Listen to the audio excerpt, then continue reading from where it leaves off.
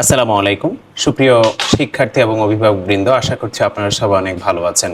Welcome to Alpha English Academy Comilla. আপনারা অনেকেই প্রশ্ন করেছেন যে আলফা ইংলিশ একাডেমিতে কিভাবে আমরা মূলত ইংরেজিটা শিখিয়ে থাকি। আপনাদের উদ্দেশ্যে এই ভিডিওটি তৈরি করা। আমরা বলতে চাই যে আলফা ইংলিশ একাডেমিতে মূলত 3টি প্যাটার্ন অনুযায়ী ইংরেজি শিক্ষা প্রদান করা হয়। ফার্স্ট অফ অল, আমরা মূলত পার্ট এ যে অংশটা রয়েছে সেটার মাধ্যমে আমরা সেন্টেন্স মেক, কীভাবে ইংরেজি সেন্টেন্স তৈরি করে সেই বিষয়টা আমরা দেখিয়ে থাকি। কারণ আমরা বিশ্বাস করি কোনো শিক্ষার্থী যদি ইংরেজি সেন্টেন্স বাক্য বানাতে পারে তাহলে তাকে দিয়ে ভবিষ্যতে অবশ্যই ইংরেজি ভাষায় কথা বলানো সম্ভব এবং ইংরেজি রিডিং পড়ে বোঝা সম্ভব এবং ইংরেজি নিজে নিজে লিখতে পারা সম্ভব, ইভেন ইংরেজি শুনে বুঝতে পারা সম্ভব। ইংরেজি ভাষার যে 4টি মডিউলস রয়েছে, listening, reading, writing and speaking, তাহলে এই 4টি মডিউলসেই তাকে ভালো করানো সম্ভব যদি আমরা তাকে দিয়ে ইংরেজি সেন্টেন্স বানানো শেখাতে পারি। সেন্টেন্স বানানো যদি শেখানো হয়, শেখানোর পরে আমাদের দ্বিতীয় যে চ্যালেঞ্জ সেটি হলো সেন্টেন্সকে প্যারাফ্রেজ করা। কারণ আপনারা জানেন যে ইংরেজি আইএলটিএস এবং স্পোকেন ইংলিশের অত্যন্ত গুরুত্বপূর্ণ প্যাটার্ন হলো কোনো সেন্টেন্সকে প্যারাফ্রেজ করতে পারা।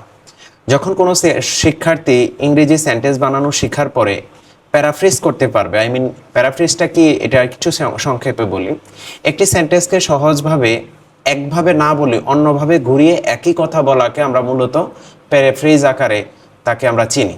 তো কোনো শিক্ষার্থী যদি এরকম প্যারাফ্রেজ তৈরি করতে পারে, অবশ্যই তাকে দিয়ে ইংরেজিতে আরও ভালো করা সম্ভব, বিশেষ করে স্পিকিং ক্ষেত্রে যখন আইডিয়া জেনারেট করার সুবিধা হয় এবং সে ইংলিশের যে ফ্লুয়েন্সি, লেক্সিক্যাল রিসোর্স এগুলোও বৃদ্ধি হয়।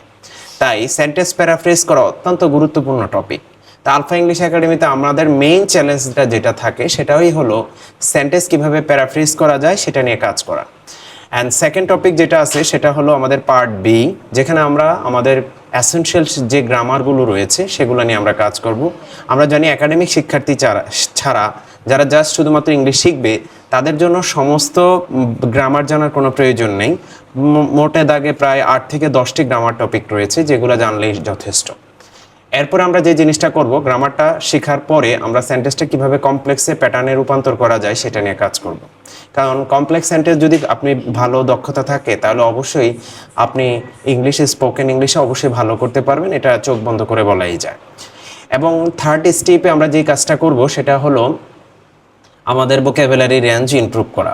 তা আমরা জানি ইংরেজি ভাষার 50%ও বেশি অংশ জুড়েই রয়েছে ভোকাবুলারি। কারণ আপনি যদি ইংরেজি ভোকাবুলারি ভালো না জানেন, আপনার ইংরেজি শব্দভাণ্ডার যদি সমৃদ্ধ না করেন, তাহলে কখনোই আপনি ইংরেজি ভাষায় কথা বলতে পারবেন না। কারণ যার ভোকাবুলারির ক্ষমতা যত বেশি, রেঞ্জ যত বেশি, তার ইংরেজিতে ফ্লুয়েন্ট হওয়ার সক্ষমতা তত বেশি। তাই ভোকাবুলারি নিয়ে আমাদের টপিক ভিত্তিক, এলোমেলো নয়, কারণ লক্ষ লক্ষ ভোকাবুলারি ইংরেজিতে রয়েছে, সব শেখা সম্ভব নয়। জাস্ট টপিক ভিত্তিক যে ভোকাবুলারিগুলো রয়েছে আমরা সেগুলো শিখাবো। সো এইভাবে আমরা ভোকাবুলারিটা ইমপ্রুভ করব। এভাবেই আমাদের listening, reading, writing, speaking, vocabulary, grammar সেকশনটা কমপ্লিট হবে। সর্বশেষ যে টপিকটি রয়েছে সেটার নাম হচ্ছে প্রেজেন্টেশন, পাবলিক স্পিকিং করা। আপনি যখন কোনো মানুষের সামনে যান তখন ইংরেজি বলার জন্য যখন আপনাকে কোনো মাইক দেওয়া হয় বা বলতে বলা হয়, তখন আপনি কি হন, আপনি থেমে যান, বলতে গিয়ে পেটে আসে কিন্তু মুখে আসে না। এই সমস্যা আপনি ফেস করেন, যার জন্য আপনাকে কনফিডেন্স লেভেল বৃদ্ধি করা এবং পাবলিক স্পিকিং কিভাবে করতে হয় সেই জিনিসটা নিয়ে কাজ করা আমাদের সর্বশেষ যে কাজ সেটা হয়ে থাকে। সো আশা করছি পাবলিক স্পিকিং যখন কমপ্লিট হয়ে যাবে, যে সেন্টেন্সকে প্যারাফ্রেজ করতে পারে, যে সেন্টেন্স বানাতে পারে, ওকে, তো যে কমপ্লেক্স সেন্টেন্স করতে পারে, তার জন্য আসলে পাবলিক স্পিকিং ততটা আসলে চ্যালেঞ্জের কিছুই না। ঠিক আছে, তো আশা করি পরবর্তীতে আমরা পাবলিক স্পিকিংটা এভাবেই ইমপ্রুভ করিয়ে থাকি এবং যখন পাবলিক স্পিকিংয়ের ক্যাপাবিলিটি তার হয়ে যায় তখনই সে পরিপূর্ণভাবে একজন ইংলিশ স্পিকার হিসেবে রূপান্তর হয়। তাই ইংরেজি কখনোই শর্টকাট মেথড বা 2-3 মাসের কোর্স করে আপনি ইংরেজি শিখতে পারবেন না। কারণ আমরা জানি যারা ইংরেজি শিখায় 2-3 মাসে, তারা নিজেরাও কখনোই 2-3 মাসে ইংরেজি শিখে নাই। তাহলে যে নিজেই 2-3 মাসে ইংলিশ শিখে নেয়, সে কী করে একটা শিক্ষার্থীকে 2-3 মাসে ইংরেজি শিখাতে পারবে? এই বাজারে এই 2-3 মাসে ইংলিশ শেখার নামে যা চলছে তা মূলত ইন্টারভিউ ইংলিশ। তাই আলফা ইংলিশ একাডেমি কখনোই শর্টকাট মেথডের বিশ্বাসী নয় এবং এইসব ইন্টারভিউ ইংলিশ আমরা শিখাই না। আমরা বলেই দিই ইংলিশ একটি প্র্যাকটিসের বিষয় এবং সাউন্ড ল্যাঙ্গুয়েজ, যার জন্য একটি দীর্ঘ সময় প্রক্রিয়া প্রয়োজন।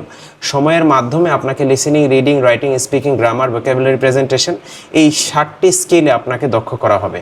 সো আলফা ইংলিশ একাডেমির সাথেই থাকুন। আশা করছি পরবর্তী ভিডিওতে আরও এরকম অনেকগুলো বিষয় নিয়ে আমরা আলোচনা করব, যেখানে আপনি বুঝতে পারবেন কিভাবে আসলে একজন মানুষ ইংরেজিতে দক্ষ হয়ে থাকে। ধন্যবাদ সবাইকে আমাদের ভিডিওটি দেখার জন্য। Thank you.